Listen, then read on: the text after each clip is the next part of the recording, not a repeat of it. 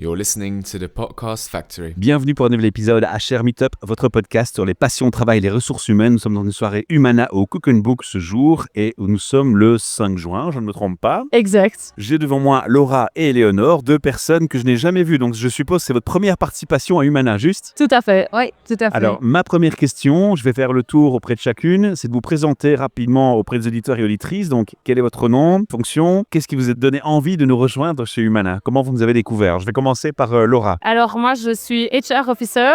En reconversion, j'étais dans une grosse boîte et je commence la semaine prochaine dans une petite start-up. Du stress ? Non, de l'excitation plutôt. Ça, c'est positif. Ouais. Éléonore. Donc moi, je suis recruteuse depuis plusieurs années et mon travail, c'est vraiment de recruter les gens pour des clients. Comment avez-vous entendu parler de ces soirées ? Je dis vous parce que vous êtes deux, mais on peut se tutoyer. C'est Laura qui m'a amenée. D'accord, merci Laura. Je vais laisser expliquer après comment elle est arrivée dessus et je pense que c'est vraiment essentiel de capter ce genre de choses pour comprendre comment vont fonctionner nos sociétés à l'avenir parce que je pense qu'il y a des choses à sans doute améliorer dans les sociétés d'aujourd'hui pour avoir encore plus de valeur dans les boîtes et que les gens restent et je pense que aujourd'hui c'est un gros problème. Moi, j'ai vu l'événement sur LinkedIn Ah, pas mal, ok. parce que j'avais des gens de mon réseau dans l'organisation. Donc, c'est comme ça que je suis arrivée et je me suis dit que j'avais envie de rencontrer d'autres professionnels qui rencontraient probablement les mêmes challenges, les mêmes expériences. Le thème, il vous parlait, ça vous attirait spécifiquement ? Oui. Pourquoi ? Je pense que j'ai appris beaucoup de choses. Pour moi, la zone de confort était égale à l'apprentissage. Et pour apprendre, il fallait sortir de sa zone de confort et je me rends compte qu'en fait, pas tant que ça. Enfin, que ça n'était pas la définition, en tout cas, de la zone de confort. Donc, très intéressant. Éléonore, pour toi, ta zone de confort, ce serait quoi ? Moi, justement, c'était plutôt être dans quelque chose que je connaissais, où j'allais pas forcément dépasser mes limites. Et Pas de c'était... surprise. Ouais, c'est ça, où c'était vraiment, je connais ce que je fais et ça me plaît, mais sans pousser. Alors qu'en fait, ce soir, j'ai appris qu'il y avait différentes définitions, différents points de vue en fonction des gens. Et donc, c'était très intéressant de voir comment l'utiliser et qu'en fait, elle est hyper différente d'une personne à l'autre. On a 3 intentions. La première, c'est le fun. Est-ce que vous avez passé un moment de fun jusque maintenant ? Ouais, Oui, franchement, C'est un oui unanime. Ouais, les gens étaient super bien, il y avait blindé de réactivité. Il y a énormément d'échanges. Ouais. Ok. Justement, la deuxième intention, c'est créer de la collaboration. On a vu, il y a des ateliers, des interactions avec les gens. Est-ce que là, ça vous a nourri ? Vous aviez l'habitude de cet exercice déjà chacune ? Moi, le principe des workshops, de travailler ensemble, oui. C'est quelque chose que je pratique assez régulièrement en équipe. Donc oui, et ça rend la chose moins lourde. Et plus efficiente. Ouais, je pense. Et toi, Éléonore ? Pareil, les workshops comme ça, on a l'habitude quand On en travaille fait avec beaucoup en l'humain. entreprise chez vous ? Oui, quand même. D'accord. Mais celui-là, j'avais pas encore fait parce que c'était même des nouvelles définitions à ce qu'elles avaient expliqué. Mais c'est super intéressant de voir. On avait plein de types de profils dans l'équipe. On s'est mis ensemble par hasard autour de la table. Ah oui, les gens ne se connaissent pas forcément. Ouais, et c'était inimaginable. On avait tous les profils, du stagiaire au professionnel qui est là depuis des années, à un indépendant, à une personne qui était peut-être un peu moins bien dans sa fonction, mais qui gagnait très bien sa vie, qui n'était pas en alignement avec elle-même. Donc, super chouette, vraiment. La troisième intention, c'est un apprentissage. Est-ce qu'en repartant ce soir et en allant au travail demain peut-être ou la semaine prochaine, est-ce que tu as le sentiment que là, tu es inspiré, qu'il y a un élément que tu as envie de déclencher dans tes réflexions et dans tes pratiques ? Oui, franchement, oui. Tu peux donner un exemple ? Tu as déjà quelque chose qui te titille l'esprit ? Il faut que je réfléchisse encore à tout ce que j'ai vu aujourd'hui, mais tout ce qu'elle disait par rapport à l'élasticité, même de la zone de confort. Jusqu'où on met le curseur ? Oui, et en fait, toutes les personnes ici étaient dans les ressources humaines et c'est dingue de voir que la même problématique survient partout. Ah ouais, se rend c'est quand l'humain. même compte. Oui, et qu'il y a quand même...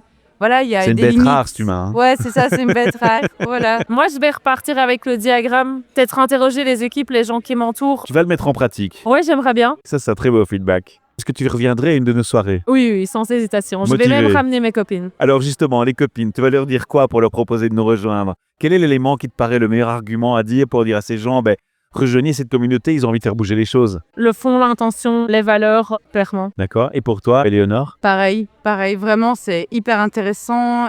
On apprend énormément sur nous-mêmes et sur la façon dont les entreprises fonctionnent chez chacun de nous et d'avoir des outils pour avancer, comme on disait, dans ce monde aujourd'hui dans lequel on est. Et il y a des choses qui pourraient changer et ça vaut la peine par des ateliers comme ça de les mettre en pratique chez nous aussi, quoi. Et ce sont les utopistes qui parfois font changer les choses. Donc si on clairement, passe mais pour ça une bande commence par là. d'utopistes, why not, quoi ? On assume totalement. Alors vous avez tantôt entendu une réflexion que j'ai apportée sur la charge mentale féminine. et j'ai vu des personnes lever les mains comme ça quand on fait dans le monde agile, je plus sois.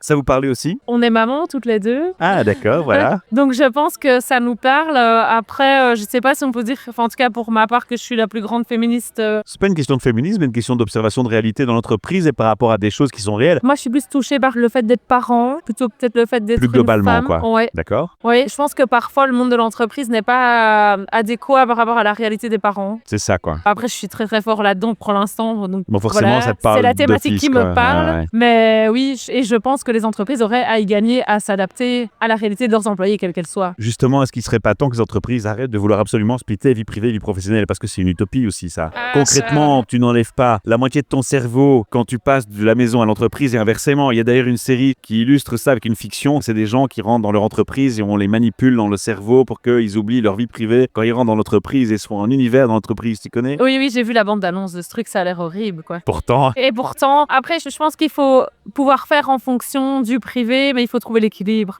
Comme dans tout, c'est une question d'équilibre. Il faut pouvoir trouver ce qui va permettre à l'entreprise d'être pérenne et d'avancer et de continuer tout en respectant les employés qui sont des humains. il y a un DRH qui s'est levé tantôt, qui a dit « Attention, on fait des beaux plans, Oui, on a des belles choses qui sont dites, mais il y a la réalité de l'entreprise. oui, tout à Est-ce que fait. c'est facile de l'oublier? Non.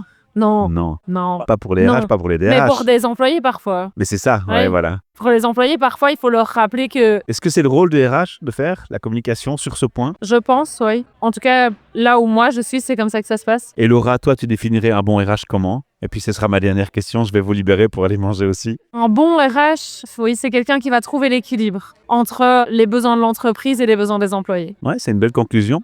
Et pour toi, Éléonore, tu auras envie de conclure comment? Qu'est-ce que tu auras envie de passer comme message? Sortir de la zone de confort. Sortie de la zone de confort, Ouais. on est en plein dedans. Ouais, c'est vraiment ça. Je pense que si je devais donner un mot de la fin, pour moi, le RH, je suis d'accord avec ce que Laura a dit. Et je pense que c'est le point de contact qui ramène parfois justement à la réalité de l'humain. Parce qu'effectivement, comme a dit le DRH là tantôt, il a bien raison. L'argent, c'est le nerf de la guerre et les sociétés, elles sont là pour pérenniser et pour s'améliorer. C'est le rêve de quelqu'un au départ et les gens se mettent dans une équipe pour faire développer ce rêve.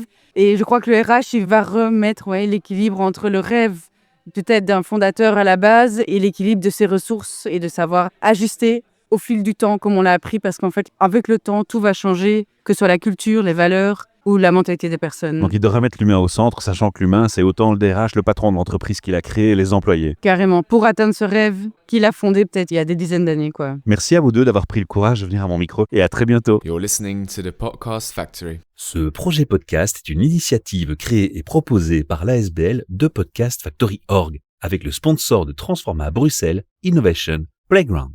Depuis janvier 2025 et pour 5 années, nous sommes aussi sponsorisés par Plugin Company, notre opérateur de bornes et de cartes de recharge privilégiés.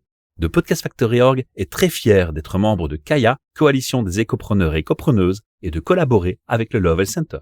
Vous retrouverez tous les épisodes de tous nos podcasts sur le site whatsyourstory.be.